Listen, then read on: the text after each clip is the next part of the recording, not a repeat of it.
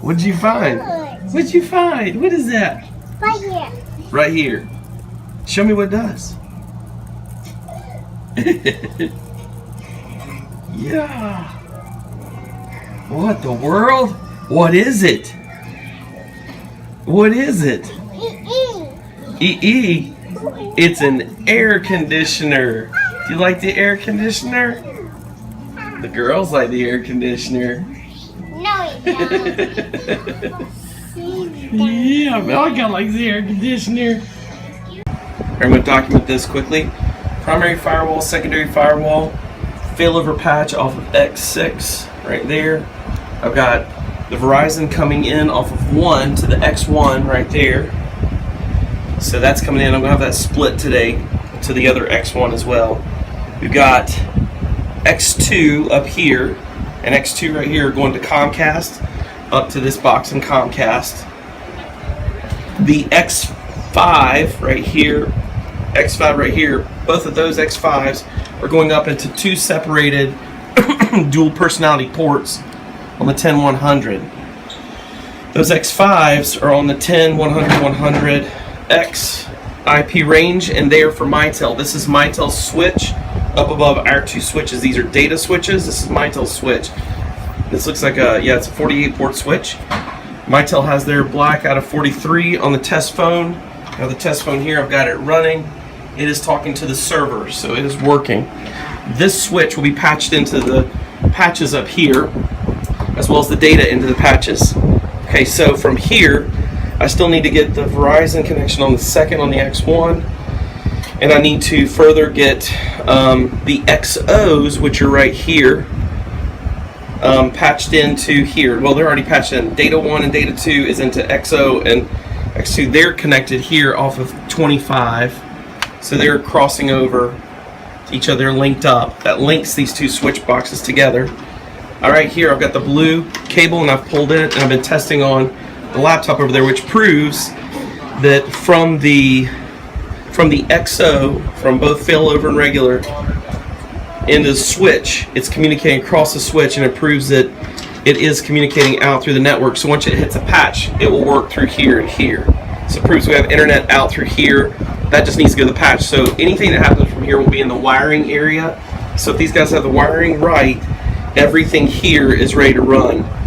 So the things we need now is we need a battery backup here. Oh, and the Verizon Fios is there. I've got it pulled straight from the box. I put it on bridge, and I'm having the firewalls just route through the Verizon box without any router. They're taking over the whole thing and bridging it through for Fios. So it's just a push-through service now. But with that said, I need to do two things. I need a splitter for this cable coming out of Verizon that'll go, and it'll be just pretty much a switch. I'll get a network switch with a 1000, a gigabit connection. I'm going to have it with 4 ports. I only need 2, so it splits off and goes into X1 and X1. I don't have X1 in here. And then I need the battery backup that I can put everything on, so there's a battery backup for all of this. And then that's it. Everything's here. We just need to get the patches for each office on the data into here, and the patches for each office for the phones in here, and we're golden. That's it. All right, this is the floor plan. So I've got the wiring floored from these guys, and what we're looking at, that's that. I'll have to look at that right side up, because I'm looking at this upside down. These are my wiring numbers. They're side by side on the patch panel instead of over and under, but that's okay. The write up from the main office made a mistake. They didn't think about the way we always do things for Timbo Jones, so I will have to make up the difference, but that's okay. Now I'm at my client's Rockville office. I've just torn down an old system setup for one of the partners of the company. Going to move it down. We're taking it down to the office in Columbia, and after that we are going to get all the other resources we need. This has been an intense process, and I'm really videoing as I can as we're going, because you can tell we're up against time. We don't want to waste our clients' money. We always try to take care of them. So Daniel and Patrick are stuck in traffic, I've torn this office apart. I'm going to finish getting all these resources together. We need a battery backup, tons of network patch cables that we're not finding, we had ordered, and then some other stuff. We're going to get all this together, get back over to Columbia and get it set up. And then we've got to get each one of those machines up and running on the other side, bring them under the DHCP server. And once that's done, we'll then be able to confirm that the whole architecture works. So the wiring guys are finishing over there. I confirmed today that they're getting all the ports tested and labeled. They're pulling all the stuff. The furniture guys are setting up all of the desks. And then it's just time for us for the rest of the night. But I'll keep checking in. This is it. So you can see this was in CNBC in 2014. It's information about top 100 fee only financial management firms. Burt Wealth was number 4. And look at this. This is the team. Who's that guy right there? That's right, none other than yours truly. That was me right there. So we are part of what made the team awesome. And look at that. By that time, total assets under management, that's right, over $500 million. So that was my responsibility as an IT guy. Isn't that cool? Very, very cool stuff. They've won all kinds of awards over the years, and it's very, very cool. There's another one they won. So cool. That's my legacy. I built the systems that made it so that these guys could manage more than 100 clients with a team that small. And it was really cool because honestly, the systems did the work. They made it so that the client management process worked, so from getting them into the system through their whole lives, I came up with the process that did what Fred, who's right here, there's Fred and Maria, there's Fred's right there, Maria's right there. I came up with a process that made it so that the clients were taken care of through the system, and it made the software made it possible. It's amazing. This is the brand that I helped come up with Burt Wealth, with the tree and the logo and everything, which was really my idea based on Maria Cornelius's love for trees, rootedness. It was trees, and rootedness was my heart for that. And then it says, rooted in tradition, growing through success. And that was the line that the Lord led me to as we did this rebrand for them. So that's Burt Wealth. And when I started Burt Wealth, when they were still Burt Associates Incorporated, before we did the rebrand, or I led that rebrand for them in marketing, they had $278 million in investments, and now they've it's almost doubled that. By 2014, they were at over $500 million, and now they've doubled that amount based on the branding and the systems that we've done. And so Fred and Maria and the team are amazing, and Fred's vision is amazing, yet at the same time, they couldn't have gotten there unless the systems did what the systems do. They've only added in number one more person to the team than they actually had when they were managing $278 million. So think about that. They're managing double, and they have only added one more staff member. That's pretty amazing. So much stuff is automated, paperless, the strategies, all of that stuff, the technology, making it marry together, that's all yours truly's work while I was IT director and operations manager over the years for them. So it's pretty cool stuff that they're still going, and their amazing team now can go even further because the systems speak for themselves. It puts people out of jobs. So anyways, I still consult with them here and there, and honestly, I got to tell you, if you want the same kind of thing, you need folks like us who come in and make you a success, root you in tradition, grow you through your successes. So the white paper is right here in this vlog. If you want to be like these guys, and you won't be able to more than double what you're managing and only increase your team by 1, and you want to come up with a brand that is rock solid. I mean, look at this brand, these guys, it's beautiful stuff. Talk to us. We do everything from branding to web development to even taking your processes and making them function along with your technology. So we took their client processes, worked them through technology, made the technology work together, then automated as much as we could, put as much in the cloud as we could, and made it so that it just was a no-brainer to only grow their team by 1 as they more than doubled their net holdings. Pretty amazing stuff.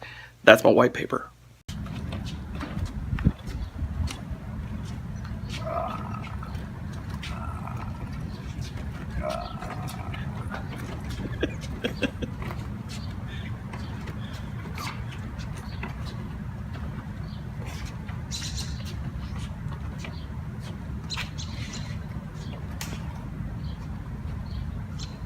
So Daniel's about to show us how we get all of this into that. Mini. Now, we do put a lot of emphasis on the word mini here.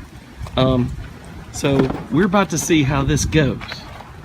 I'm interested. It's about to get very, very creative out here. And that, my friends, is how it's done. Daniel Kim ain't no joke. He takes a mini and makes it a maximum use vehicle. Look at this junk. Get it all, get it all. I see it. Woo! And that is full. I'll record from the other side because we can't get that door open.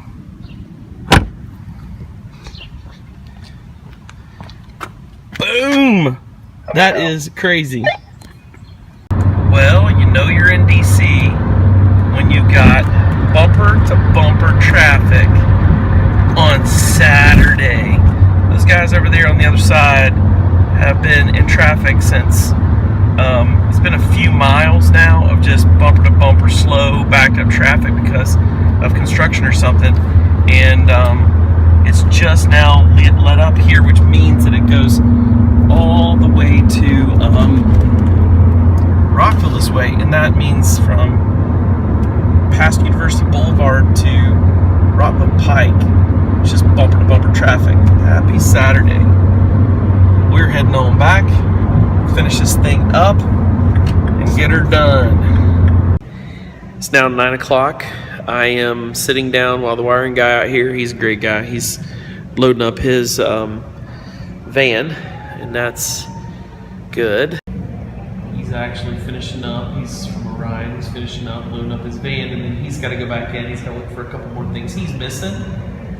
And then I've got to finish up my work. I've got a couple more pieces as far as wiring in that back closet. I'm putting the patches into each one of their specific switches, connecting them into their part of the network, both the phone systems in the space where we've got the phone lines, and then I've got which is voice, and I've got the data and the data lines. So Marcellus just finished up with his wiring and stuff, and I'm going back in to the office right now. And once I get in there, I've got to get the rest of those patch cables in, and then we start bringing all these computers under the network, and then the ones that need to be released from the old domain, we'll take those off and put them under. And after that, we'll be done. Here's what the wiring looks like right now. Ooh, it looks ugly. Black is for the data, blue is for the voice. For now, I've got to make this much prettier. This is not how I leave it, but this is how I often find stuff. Once I'm done, all these will be wrapped, cabled, and then up in their little specific places. You won't see any of this. I'll show you when I'm complete.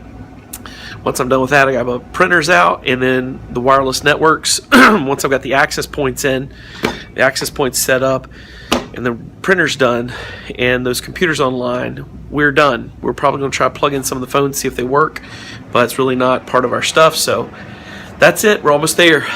Okay, disregard the music in the background. I did not add that music. It's the club that's under this building that gets only louder till 2 a.m., but Patrick's back in there putting stations together, and I'm going to do a quick walkthrough and show you what's come out of all of the extra work. So you've seen the first walkthrough, the wiring walkthrough. Now you're going to see what it looks like with this cubes in here. This is a great space. Boom, all these offices, the curve down through there. Here we go. Look at that. These cubes are awesome. It's a huge open space. It's really cool to have that communal thing going on. And there's the wiring closet back in there.